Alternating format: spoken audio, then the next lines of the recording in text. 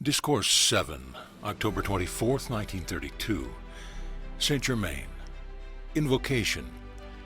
Thou mighty silent watcher, even as thou hast before thee the cosmic crystal, send forth thy rays, anchoring them in the hearts of God's children. Teach them obedience to the great cosmic laws. Teach them obedience to the light. Fill their hearts and minds with thy peace, with thy silence, with thy poise.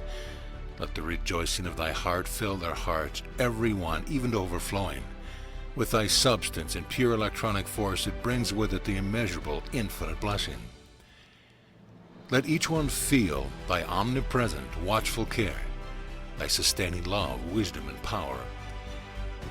The Discourse. I bring you greeting from the great host of light who watch attentively the outpouring of divine radiance, whose great love, peace, and light always enfold you, as messengers of the light, giving always strict obedience to the great light. Obedience of all manifestation is the first demand of the great host. When the command went forth, let there be light, obedience was the first activity. Consequently, limitless light was at hand. It is so with all outer activity of the one active principle, God. The first activity of the outer should be to give perfect obedience to that inner presence. Thus is it enabled to receive harmoniously the unadulterated pure essence, and so it should be with friends, with relatives, with associates, and with all outer contact of individuals. There should always be this wondrous grace of love, light, and obedience. It matters not the age of the individual, still the outer expression often, for its need is obedience to the great inner light. When the impulse surges forth to argue, criticize, or feel a resistance, it is your signal that the outer is intruding itself to demand attention. Then is the time, by the power of your free will, to command the outer to be silent and obey the I Am presence. It is useless to argue any point. Silence the outer, and then, in loving obedience, give the instruction. In this way it can come forth unobstructed.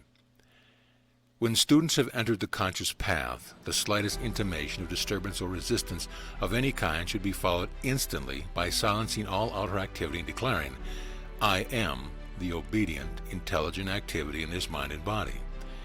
I am the governing power and do govern it harmoniously. It matters not upon what plane or in what sphere of activity the Son of God, that is, the son or daughter of God, acts obedience to its laws, or the divine law of the sphere in which he is acting, is always imperative to his steady onward progress. Someday, I hope in a near future, we shall take up for consideration the elements of outer activity which are most disturbing, and the effect of their activity upon the body. I do not wish to do this, however, until the students are strong enough to hear the truth of this activity without a single twinge of resistance or self-condemnation, because to start an activity within the individual of either condition would be a mistake upon my part. I spoke some time ago about the student keeping on guard to watch that in an unguarded moment he did not find himself unknowingly entertaining some feeling of resistance, criticism, or some activity which he later discovered had been acting.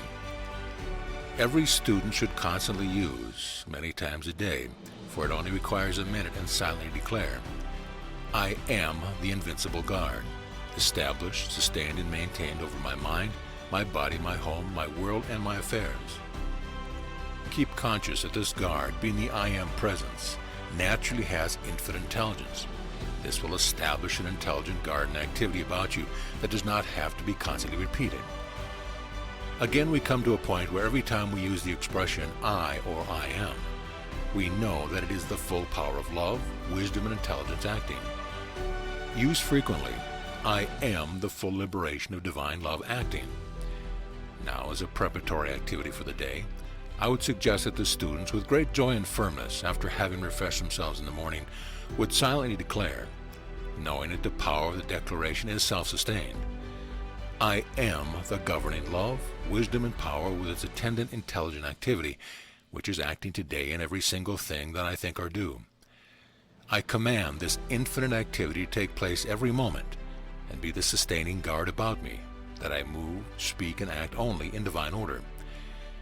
Then during the day, whenever you think of it, take the firm consciousness, I am the commanding, governing presence, moving everywhere before me during the day, commanding perfect peace and harmony in all activity.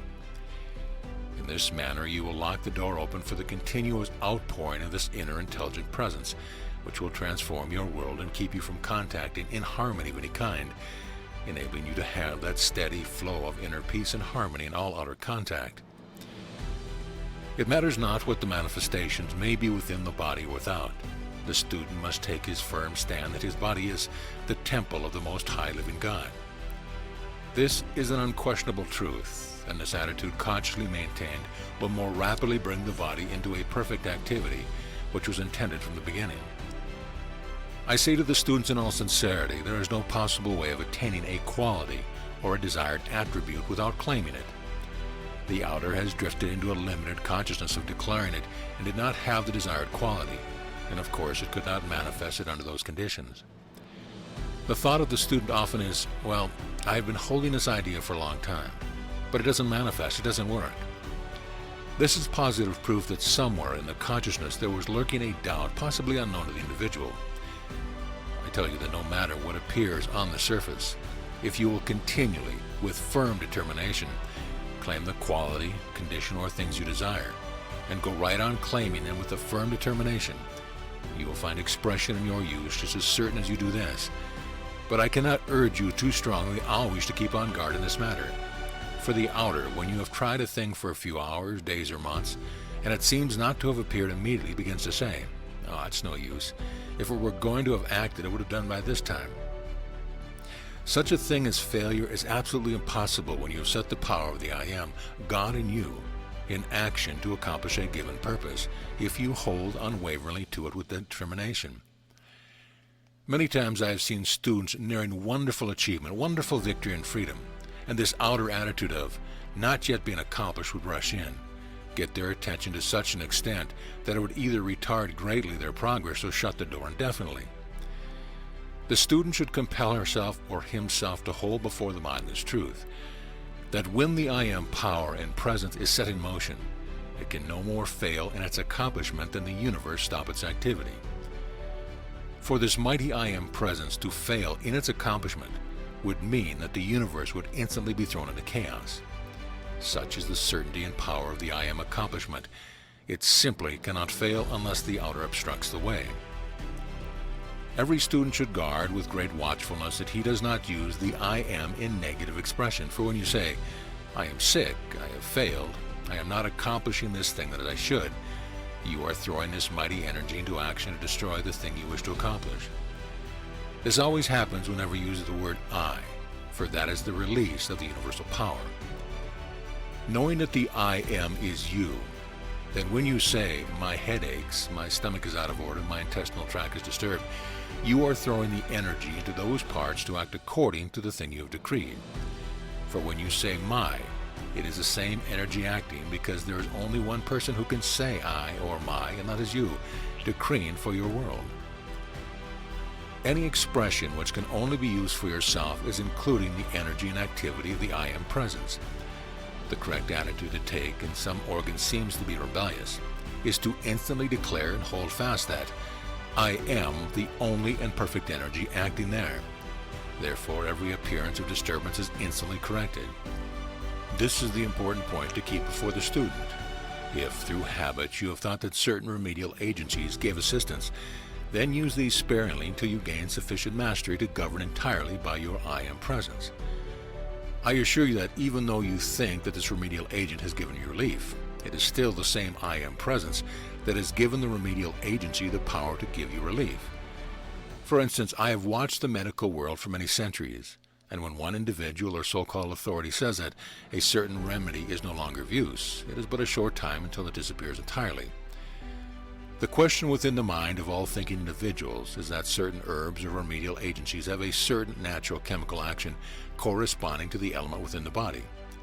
I say to you, what gives or makes the chemical affinity? The power of your I Am, which enables you to think. Thus, when you come to go around the circle of activity, you will find that there is only one intelligence and presence acting, and that is the I Am, God in you. Now, why not look this truth square in the face? Take your stand unwaveringly with the I Am presence, God in action in you, and know that it is the only life in you and all things or remedies to which you alone give power. Is it not much better to go directly to this great I Am presence and receive its all-powerful, limitless assistance which cannot fail, than to give power to something that leads you around Robin Hood's barn to get assistance from something in the outer to which you have given the power? I know it is not easy for students to turn away from old habits or dependence upon certain remedial agencies, but a little thought and meditation upon this fact will simply compel the outer reason and dependence upon these outer things to give away completely before the great I Am presence. There is no way of convincing the student upon this most vital of questions, except he apply the wisdom and knowledge with unwavering determination until he proves for himself the active truth of this simple thing. There is no one who can tell to what degree the student can apply this, for only he alone, by trying, may know. Many times the inner accumulated energy is such that the student is amazed with the results when he begins to apply this. The Oriental phrase for I am is Om. That means the same thing that I am is beginning to mean to the Western world. For myself, I like very much the use of the I am because its very expression indicates God in action in the individual. Om, as understood by the Orientals, is a universal presence, and not nearly so apt to give the student the consciousness of the I Am presence acting in the individual as the use of I Am. This largely explains the reason for the condition in India today. Hundreds of thousands in India, through the confusion of many castes, have fallen into the error that the intonation of Om was all that was required in their lives. While this brings a certain activity in hundreds of thousands of cases, it does not bring the energy of that activity into the individual's action, and so is of little benefit. The method of the Ascended Masters throughout the ages from time immemorial has been the conscious use of the I Am presence, the recognition and full acceptance of God in action in the individual, which more or more brings into the individual the full intelligent activity of the God presence, the Godhead. Those Orientals who have reached great attainment, which many of them have become aware of this true activity through their sincere meditation. Perhaps the simplest, most powerful single thing that the individual can keep himself reminded of is that when he says, I am, he is knowingly or unknowingly setting into action within himself the full, unadulterated energy of God. Energy becomes power through conscious use. The fact that the individuals are in human embodiment is the command to raise the world of the individual into perfect activity. When the consciousness of the individual is raised, everything in the world of that individual is raised into the inner activity. Om Mani Padme Hum really means God in activation in the individual. Use the I am instead of Om at all times, because many of you have been embodied in an Indian embodiment. At one time you knew that use, and to prevent it calling forth a lesser use the I am now to take you to the full height. Whenever you say I am, you are setting the pure energy of God into motion, uncolored by human concepts. This is the only way of keeping the pure energy of God uncontaminated by human qualification. Enormous results can be had in a short time by the determined use of these affirmations. I am this pure inspiration. I am this pure light right here in action, and visualize this through the body now. I am this pure revelation of everything I want to know. Hold the reins of power forever within yourself. People are afraid of just embracing the great God power and letting it operate. What is there to fear in God? Its operation is pure and perfect. And if you do not reach out to embrace the great pure God power, how can you expect to use it and have perfection? You must claim it for your own. To say I am the ascended being I wish to be now immediately enfolds the outer in that raising presence. I am my eternal liberation now from all human imperfection. Realize who I am is. You have to use terms of explanation up to a certain point. Know that this body is the temple of the living God and is ascended now. The human side is such a doubting, criticizing Thomas. All instruction is but to give the individual student a chance to prove it within himself by applying and using the explanation of the law given. Say often, I am the governing power of this activity, and therefore it is always normal. There is no human being in the universe who can recognize this I am presence for another. In your recognition of this I Am presence as who you are, every step you gain is a permanent accomplishment, and there can be no retrogression. Benediction. Thou infinite, all-pervading presence, whose active intelligence governs all who look unto thee, fill each one who seeks a light with thy mighty inner light. Hold each one closer and closer in the great I Am presence, that it fills the world of everyone with thy great, great perfection, and that the consciousness of each individual desires only the great, great presence and perfection. Discourse notes. All jewels are a high activity of God's substance. The more intense the fire, the greater the purifying power. Gold does not long for nor adhere to anything else. All other metals or alloys cling to it. Gold is this way because it is of a pure element. In all kinds of fuel activity, there at some point a golden flame. All consuming of outer substance at some point is always red, for the red color is throwing off the imperfection and impurity. If the impurity were not there, the substance would go from the outer immediately into the golden flame.